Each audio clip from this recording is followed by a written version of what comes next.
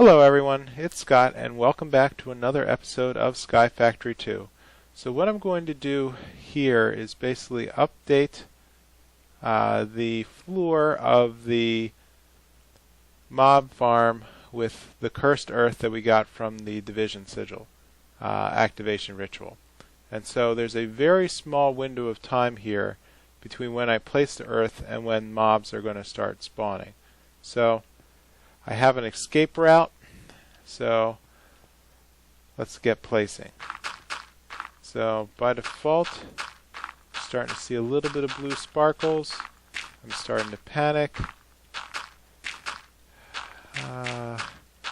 Need to get it all in and then up. No, no, no, no. No, no, no, no. No, please.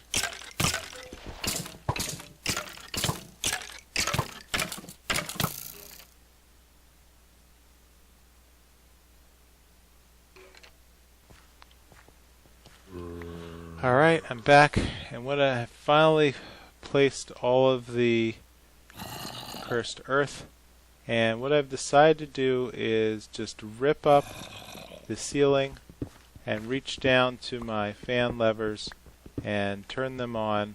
I can't think of any other way of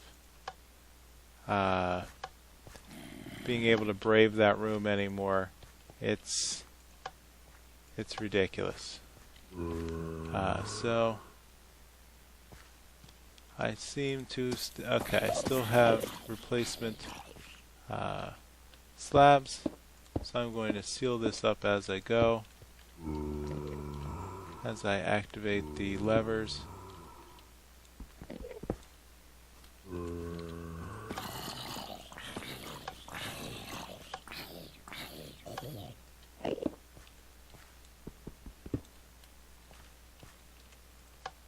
There we go. Let's seal in the top. Okay.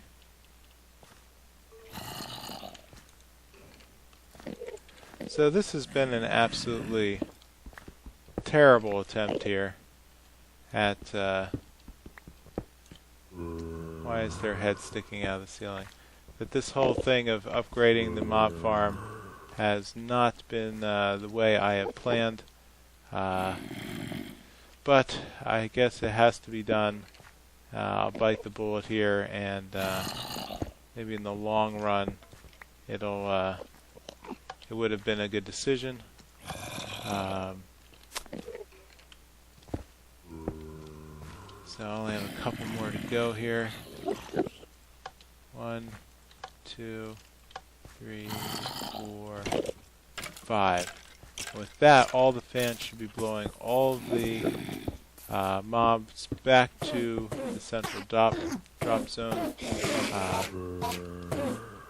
Sounds like something's going on.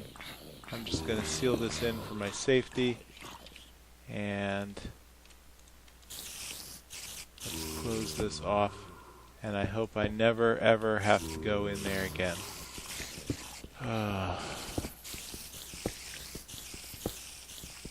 What a mess. Let's remove all evidence this has ever been here. Just to double check. Oh, it's already blowing me off the side. That's wonderful. Sounds like things are working correctly.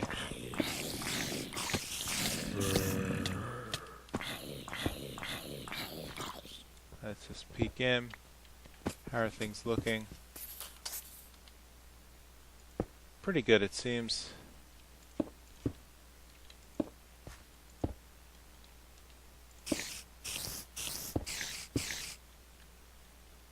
Okay, looks like there's some mobs that are getting blown right up to... Okay, why is he not falling down? Okay, yes, mobs are falling down the chute. That's great. So let's seal this up and never talk about it again. Hello everyone, it's Scott. Welcome back to another episode of Sky Factory 2. So, I've been a little busy since my last project, and what I'd like to reveal is a harvester. So over here we have one of the Mine Factory Reloaded mod's really useful tools on managing our tree farm. So if you recall, this used to be located upstairs when we were pruning the rubber tree. Now I have repurposed it and am connected it to my lower tree farm, and I am just gathering the heck out of all sorts of interesting trees. So with the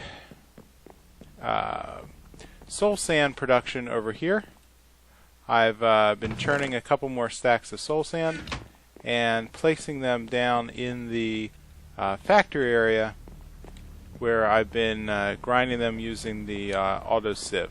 So from here I get all sorts of interesting things, mainly things like gas tiers, let me zoom over, nether quartz, nether wart, and then some interesting trees that I haven't ever seen before. So why not? So this is burning a little bit too much redstone power. I've upgraded the lava generator area up to 8 generators, which I think is about time for a upgrade to the level 2 lava generator as soon as I have the right parts. So if we take a look over here, I've taken the drum concept and extended it as a sort of a secondary extraction. So each one of these these drums is worth 16 lava tanks. So I now have a tremendous amount of lava stored up, and all I need to do is basically reverse the flow on our fluid conduit, and I'll be able to pump that back up into the system and use that material. So part of what we said before is sludge is produced in the drum as a byproduct of the harvester, and so this sludge now is feeding a sludge boiler, and the sludge boiler basically poisons me. Now actually what it really does is it takes the sludge, and its unit of work is basically to convert it into blocks. So here we have dirt, podzol, which I don't think there's any other way to get. We have netherrack, which is what I'm really interested in, and a couple of other byproducts like mycelium, red sand, and so on and so forth. So coarse dirt, I think we can, if you place coarse dirt and then mine it, it turns back into regular dirt, so that's interesting stuff too. So I think the next project that I would want to cover is to find a faster way to get whoa, I don't know what that was. To find a faster way to get more cows. So right now I have a very limited supply on my animal farm. Oh, I should mention I started growing some cactus over here using cactus seeds from sieving sand. Byproduct there is some seeds, and over here on the vegetable farm I've been growing strawberries, tomatoes, rice, barley, all the things that we got from using bone meal on the grass in our grassy knoll. What I'd like to do next is check in on our achievement board and see how we've been doing with some of our tasks. So sigil activation, yeah, that happened. So what I think we can do next is work on the planter, and in preparation of that I had actually built the planter device and placed it over here next to our harvester. So over here is the planter, Now the planter is kind of an interesting block that whatever you place inside the planter will be automatically transferred up to any, well, let's watch our step here, will automatically be transferred up to any dirt blocks that are one block up from the device. So what I'm going to do is build out a little bit here. Ignore my areas where I've died down there, if you don't mind. And what we can do is just give a little landing area underneath our block space. So I'm going to place a block there. I'm going to now position this so the top of the planter is now even with this. So since I've placed it adjacent to that energy conduit, we see that it's starting to gain energy. And if you notice, there's certain combinations of colors on the top of the block that match this filter grid here on the left block. And so what I'm really interested in is understanding the range. So like just like the harvester block, this takes a range upgrade, and but what we can do is there's actually a device that can tell us the range of our planter called a precision sledgehammer, which is actually pretty easy, just a couple of plastic sheets combined with sticks. So let's, oh, I just don't have enough plastic sheets. Let's take a couple, and 2 sticks, 3 sheets, gets us our precision sledgehammer. And so what's interesting about this tool is that while we are holding it, it actually shows us the range of the devices. So you'll see this is the harvester that was given that 10 block upgrade.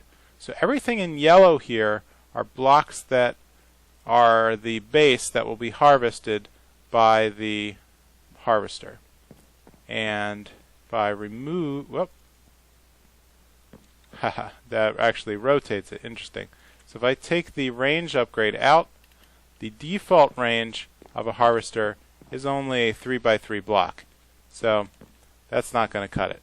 So if I come over here and look at the planter, so the planter also has what looks to be a 3x3 block, but I want it to be able to plant trees, basically going out 1, 2, 3, 4, 5 blocks.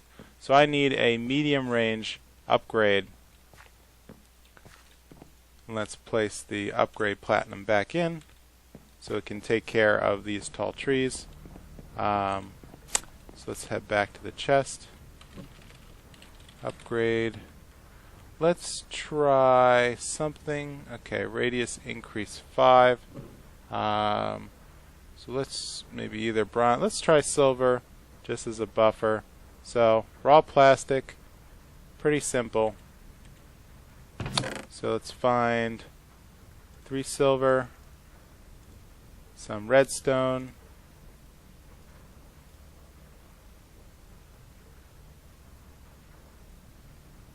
some gold nuggets, that's aluminum brass here. Okay, and I think that should be enough pieces to do it. Alright, so silver, upgrade, turn to our planter, and let's check the range with our precision sledgehammer. Now let's remove the conflict. So the precision sledgehammer now has a range, the planter now has a range that completely covers our tree farm and another couple blocks out. So what we can do next is demo what happens when we put let's say, oak saplings into the planter. So what I'm going to do is use the filter here. So I'm going to turn consume stack off, so that way it won't use 100% of our saplings.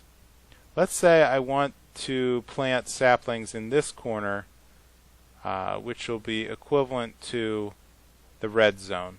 So whatever I put saplings here in the red zone, that will be consumed when it gets around to doing its units of work, and should automatically plant the oak saplings in that corner.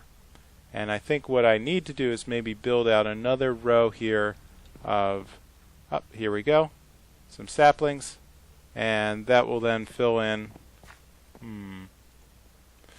Okay, let's block off some, just as a, I think this will actually work.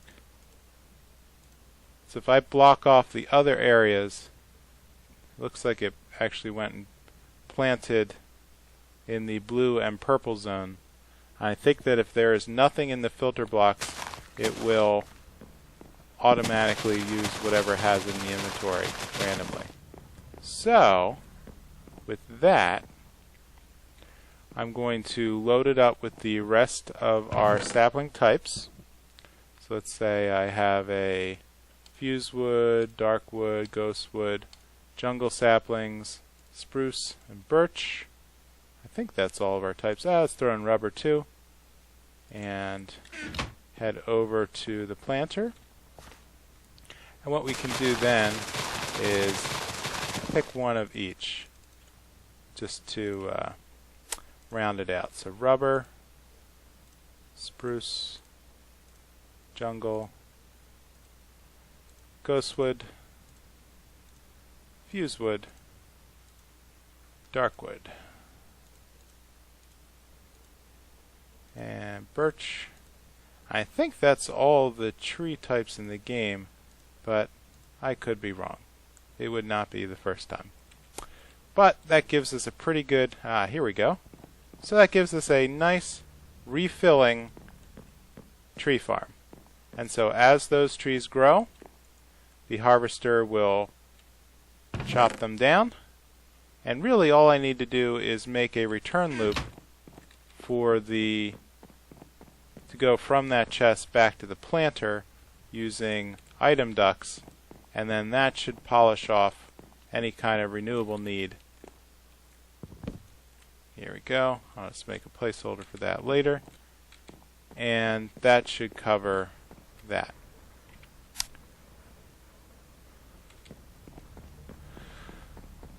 So with that, I think the next project is to figure out how to turn cows into a renewable resource.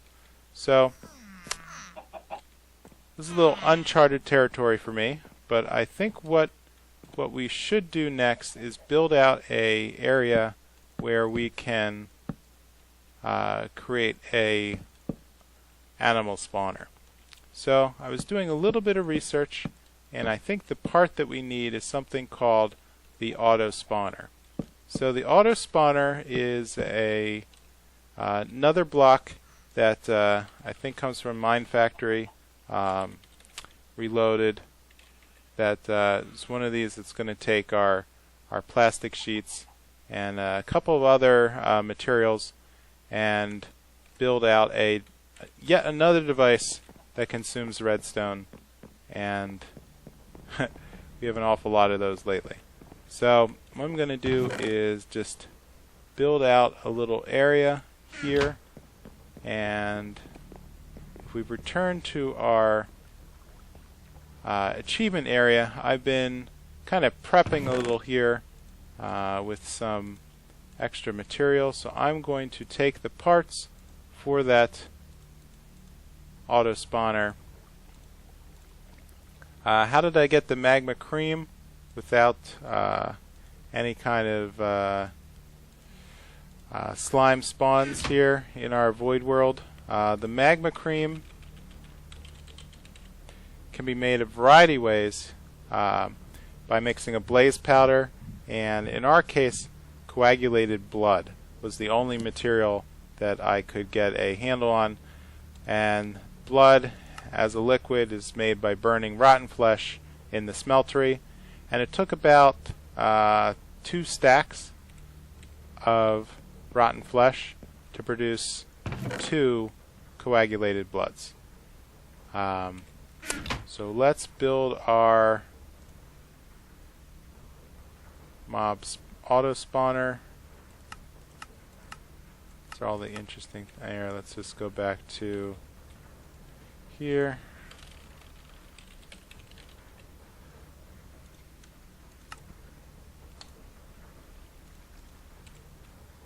And with the auto spawner, I'm going to take our safari net that contains the cow, and I'm going to build out a little bit over here, take a quick cut, and by then I should be back and ready to go. Alright, so it turns out I was a lot less prepared than I had thought in order to build the spawner. So the auto spawner actually spawns in a 7x7 block zone, so I needed to really expand the spawn zone around the auto spawner. And then to provide power, I had to extend the energy conduit network, which meant burning a lot more redstone and iron in order to build conductive iron. And then I found that I ran out of power, and so I had to build additional lava generators and hook them up to the network. But since then, we are now generating more than enough energy for all of our needs, which means I can now go and hook up more machines. Great. So the other thing I learned is that I have the wrong kind of safari net. So over here we have a safari net reusable, which is different than our safari net single use, which is what we got from our mob spawner.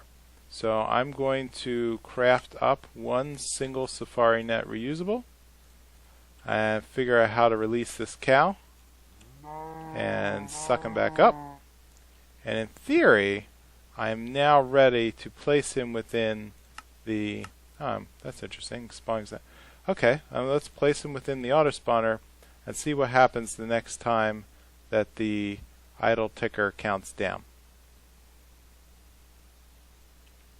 Right. This is not going to work because essence is actually an input to the auto spawner, not an output.